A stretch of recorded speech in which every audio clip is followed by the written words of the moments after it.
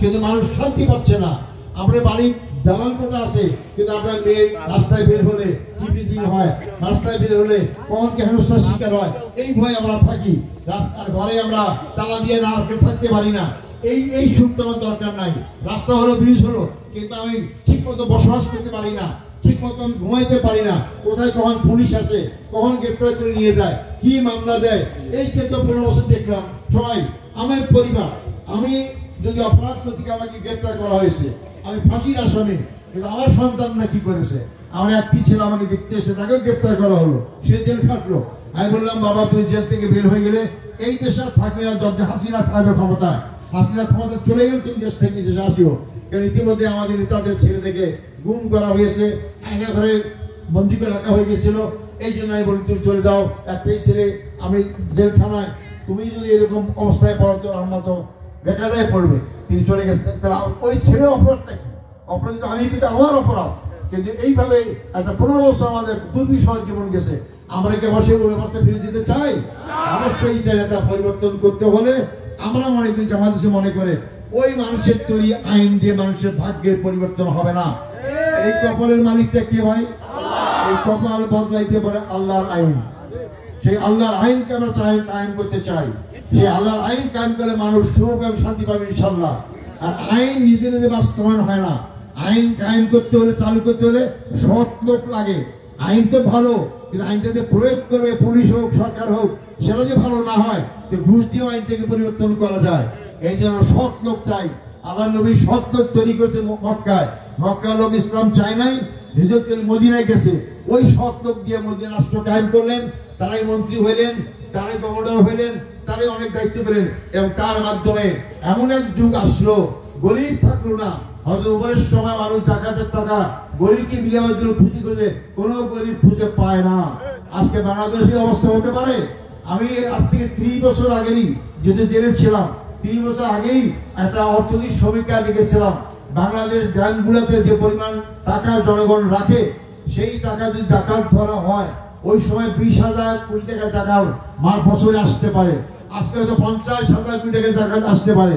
এই 50,000 কোটি টাকা তো গরিব মিসকিন দরিদ্র মানুষের ব্যয় করা হইতো। এটা যদি করা হইতো, যদি ইসলামী দল ক্ষমতা থাকতো, 5 বছরের মধ্যে কোনো বেকার লোক থাকতে পারতো না, থাকতে পারতো না। এই দেশেই আমাদের লোকরা জাকাত খাওয়া লোক খুঁজে পাওয়া যেত না।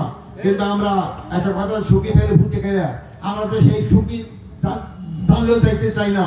আগামী দিনে সেই নীতির পরিবর্তনের আন্দোলনে, সেই ভোটে আপনারা শরীক হন।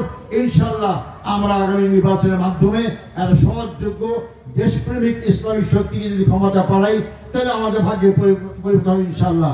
আমি শেষ কথা বলতে চাই, ভাই আমার দুঃখ, আমার কি অপরাধ আমি আজ পর্যন্ত জানলাম না। আমার কি অপরাধ? আমার বাড়ি বদগঞ্জ। আমি সবসময় ছোটবেলা থেকে পড়াশোনা করি রংপুর জেলা কাজের কলেজে। আমি এলাকা খুব কম যাওয়া আসা করেছি। আমার ডাক্তার ছিল, আমাদের পড়াশোনা করে রংপুরের বাসা কিনেছিলেন, আমরা সেখানে পড়াশোনা করেছি।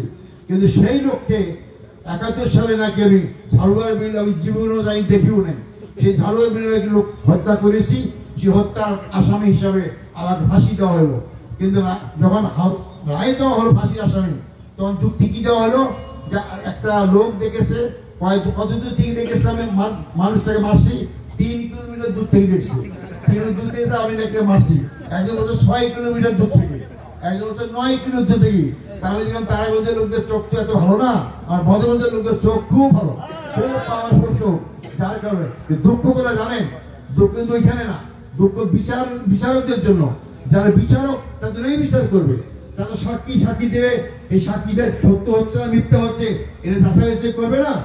হাসিনা এমন জাতীয় বিচারক নিয়োগ করেছিলেন, 3 কিলোমিটার দূরে দেখছে, এই কথায় বিশ্বাস করে আমাকে ফাঁসি দিয়ে গেল। এটা কি বিচার হলো ভাই? এখান থেকে বেরিয়ে আসতে হবে। আল্লাহ সহ্য করেন। আল্লাহ কিন্তু সীমা লঙ্ঘনকারীকে সহ্য করেন না। একটা পর্যায়ে গিয়ে তাকে পাকড়াও করেন। আমাদের দলের নেতারা যারা ফাঁসি হয়েছে, অনেকে আওয়ামী লীগ ক্ষমতা আসার পর বলেছিলেন যে এখন আপনারা দেশে থাকেন না, কারণ তারা 264 সিট পেয়েছে, যে কোনো ভাবে সংবিধান সংশোধন করে আপনাদের ফাঁসি কাছে ঝুলাবে। আমাদের লোক কেউ পাড়ায় যায় নাই। আমাদের মীর কাসিম আলী সাহেব আমাদের মামলা আমেরিকাতে ছিলেন, তাকে পরামর্শ দিয়েছে, আমাদের নেতাদের গ্রেফতার করা হয়েছে, মামলা দেওয়া হচ্ছে, আপনি আসবেন না, আসলে আপনাকে মামলা দেবে, আপনাকে ফাঁসি দেওয়া হবে। উনি বলছেন আমি আমার দেশে জন্মগ্রহণ করেছি, আমি যাবো না কেন, আমি তো কোনো অপরাধ করি নাই। উনি দেশ থেকে আমেরিকাতে বাংলাদেশে আসছেন, ওনাকে গ্রেপ্তার করা হয়েছে এবং ওনাকে রায় দিয়ে ফাঁসি কার্যকর করা হয়েছে।